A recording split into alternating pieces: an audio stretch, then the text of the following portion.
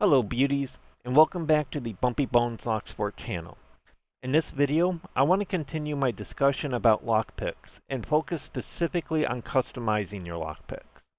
It's important to note that everyone has their own preferences when it comes to their lockpicks, and these are just my thoughts and opinions, and I know lockpickers who don't really customize their tools and others who do a lot of customization on their tools. It's important that you be comfortable with your tools. And that is one reason why I think this is an important item for beginning lockpickers to start thinking about. Lockpicks are extensions of your fingers. It's how we interact with locks. And as I mentioned in my prior video, lockpicks also have an important part to play in your lockpicking experience. So there are two things I want to focus on in this video. The first is the handle of the lockpick. In my video where I talk about my recommendations for lockpicks for beginning lockpickers, I talk about the handle designs that you most commonly get from manufacturers, so I'm not going to get into that in this video. But the handle of the lockpick is extremely important because it's how we interact with the lockpick, and you want your lockpick to be comfortable to hold. And there are many different ways that you can customize your handle. One of the most common ways that I see is heat shrink. And Sandman has a great video where he walks through his process of using marine heat shrink to bulk up the handles on his lockpicks. And you can also get it from other manufacturers, like Sparrow does have a thermal wrap option for some of their lockpicks. It's a decent option for a handle in your lockpick. And as I mentioned before, Sandman has a really great video. In this video, he actually talks about layering the heat shrink in order to bulk up the handle. So I highly recommend people to go and check out his video. If you're into woodworking, you can craft wood scales. Now, I don't have any of those in my collection. I am a woodworker, and that is actually something I want to do in the future. So I might do a video around making wood scales for your lockpicks. And if you're a woodworker, I think that's a great option. You can get lockpicks online that, or from sellers that do have wood scales on them. They tend to be really pricey though, because there's a lot of work that goes into doing wood scales for your lockpicks, but they can come out really beautiful. If you have a 3D printer, you can print handles, and I don't have any examples of those. I do want to buy some. I don't have a 3D printer, but if you don't have one, there are a variety of different sellers online that you can buy from, and I know a lot of people like having the 3D printed handles for their lockpicks. I personally love wrapping my handles in bowstring. It gives the handles a really nice texture and grip. And I already have a video posted showing how I do my bowstring wrap, so I won't do it in this video. But there are some things that I've learned and improved on, so I want to share those things. One thing I've encountered with using like a bowstring wrap or doing a wrap on your lockpick is sometimes the wrap will start to unravel. And this is especially true when it comes to some of the new lockpicks I've been getting, especially the tools from Low Lock Tools. And you'll see kind of the issue just by looking at the design of the handles. With the common design or the classic design of a lockpick, the edges of the handle are parallel to each other, so it's really easy just to wrap it, and that wrap stays strong and all of that. However, on the Low Lock tools, you'll notice the top of the handle is angled. It slopes inward. And so if I go through, I've got some extra strain here. So if I actually go through and just do a quick wrap on this, what will happen is I can push this wrap up and off. Because that slope, you have that tightness, so friction in that, it's going to be pushing that wrap upwards. And so the way that I have resolved that is I actually have started to use Gorilla Super Glue on the ends of my handles, and that really holds um, the bowstring on. So I've done it on this pick here, and you can see I can't move that off. But if I say take this pick here, I can, and this is, yep, there we go. So I can move that, and I don't want to do it too much because I don't want to rewrap this, but I will show you how I apply the super glue to this. So what I'll do is I like using gloves because then it's you don't get glue all over your hands. Um, the only problem with using gloves is after you do the glue, you can't really reuse the gloves. But some gloves can be cheap, so I just get cheap gloves when I do this. So what I do is I take some of the glue and I put it on one of my fingers, a nice little dab like that. And then what I'll do is I'll just rub the end of the lockpick in it, and I'll squeeze and get that into the crevices really, really well. And then I'll kind of smooth it out. Sometimes you get it on the pick itself. Don't worry about that because there is a step that you do after it dries, or that I do after it dries, and that really comes out, makes it come out nicely. So I'll do one side of it, and then what I'll do is I will apply some more glue. And I am very liberal when it comes to doing the glue because you really want to get the glue in there, um, in between the strands and all that, because that's what's really going to hold it together. You're not really gluing it to the metal; it's you're gluing the ends together. All right, so once I have that done, I will go ahead and I actually have a magnet bar on the edge of my lockpick holder. So I'll throw it on there for ideally around 2 hours because that's how long it really takes for the super glue to dry and all that. So once it dries, what I will do is rub the glue off. And I do that because if you just leave the glue on, it does have a bit of a sticky feel to it, but if you can rub it off, it will be a very, very smooth finish, and it will feel just like the rest of the handle. You won't really feel it. So I've got a pick here that I glued earlier, so you can see the shine of the glue and all that. And so what I'll do is I'll just take a gloved finger and I will just rub that off, and you can see the flakes and all that. Um, and this is where I say don't worry if you get it on the pick, because as you're rubbing it, if you did get it on the pick, it will come off. So you can kind of see that there. And sometimes what I need to use is a pair of fine tweezers, and I can get that on there to pull that glue off if needed. But yeah, so you want to do this.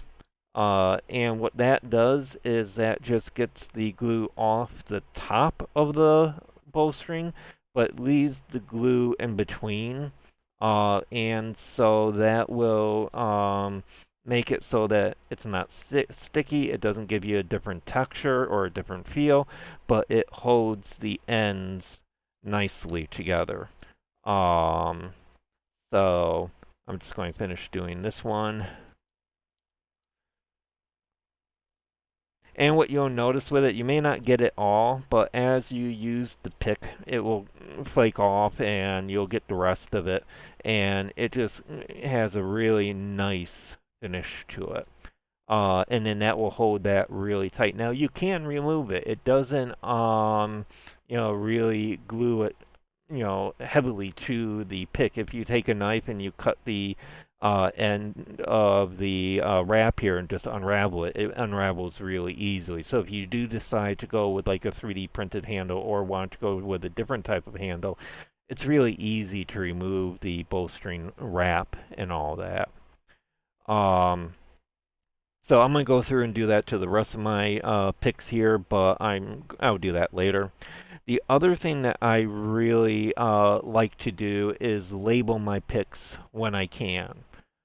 Some companies like Multi-Pick do label their picks. So if you look at the bottom here, and let me change the focus on the camera, you'll see that Multi-Pick here does have the some engraving on here that shows what pick you're using, and I find that to be extremely useful information.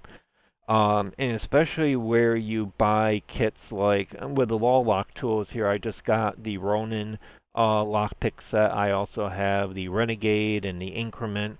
And so I have a bunch of Lock tool picks, and I like to know what pick I'm using. And so what I do is I have a label maker, and so I'll print out these tags and throw them on them when I can. And then I have a lockpicking journal. I use Excel. And I have a list of all my lock picks, and I'll have my tag on there as well so that I know what pick I'm using on what lock. And I find that to be extremely useful information, especially when I'm learning how to open up different locks. Or if I open up a lock and I don't touch it for a long time, I'm wondering, hey, what lock pick did I use? I've got the recording and the tag on the pick that tells me what I used. Now, the second thing I want to talk about is the pick itself. I've seen several videos online that talk about polishing the pick and how it can improve the performance of the pick. And the reason why I want to bring this up is out of the box, picks can be blocky. So if I bring this back up here and try to re-angle my light here, you can see that's pretty blocky. Or if I look at the sparrows, which is a bit thicker, yeah, you can see the sharp edge on that. And if you've ever tried to wedge a blocky item into a gap, you know how challenging that can be. And if you think about the process of lockpicking, you're really using the pick as a wedge to lift the pins. So by polishing the pick, you're rounding the edges, which will make it easier to get under the pins. And so I've started to do that on some of my picks, and I really have noticed a improvement on it. And so I've actually started to do it on all of my picks. And I just got the Ronin set from Lock Tools in the mail today. I haven't done it with these. These are 0.4 millimeters, and so that is a little bit different when polishing these because they are thin. But what I typically will do with this is, again, I like to use gloves just because, this does make a little bit of dust. And so you can get, in fact, you can kind of see it on the glove there. And so I always like using gloves just to keep hands clean and all that. And I'll put down a little piece of cloth. A ripped up old t-shirt works really nice for this process. And what you can do is you can get some cheap sandpaper off of Amazon. In fact, they've got some really nice packs that have sandpaper grit from 400 to 3000. And I recommend getting all of those grits because depending on the thickness of the pick, you'll go through all of them. I actually go from 600 to 3000. And so, if you look at the sandpaper that I have here, you'll see on the back they're all labeled. So it just makes it really easy to know what you're working with. So I'm going to get set up here real quick. So that's 3000, that's the 600, that's the 1500, 1000, and then 800. So if it is a thicker pick, what I will do is I'll start with 600 and I'll just fold the sandpaper like this and then just kind of go like this for a little bit. And I'll only do it like 10, maybe 20 times. And one thing that I will say with this process is if you're doing it like I am, just be prepared because you're going to stab yourself a couple of times. It's just the nature of the work. Um, you can get like a wood block and rub it like this, but I find that this actually rounds the corner, and you'll see with the way that that light's reflecting the work it's already doing in terms of rounding the edge. You don't want to do it too much because you don't want to change the profile of the tip. And I'm going to be kind of, I personally kind of like this look where you have this really nice polish on the outside and then that rough interior. The other thing that's happening too is when you are using sandpaper, you are removing material. And once you've removed material, you can't put it back.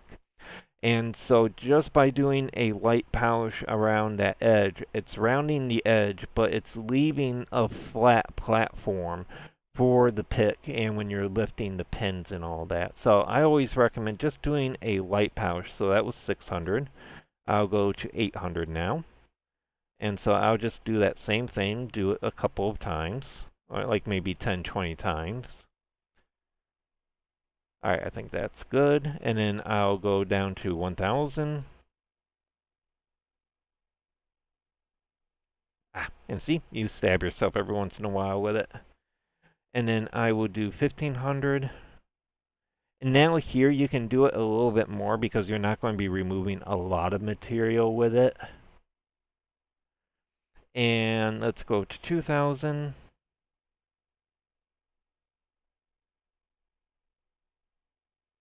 And then let's go to 3000. And that 3000 will add a really nice shine to that. In fact, I can kind of show that. I made this lockpick. This was my first lockpick, and I use it quite a bit. But you can kind of see that shine. And this was fully polished down to the 3000. Um, so it doesn't have that rough interior.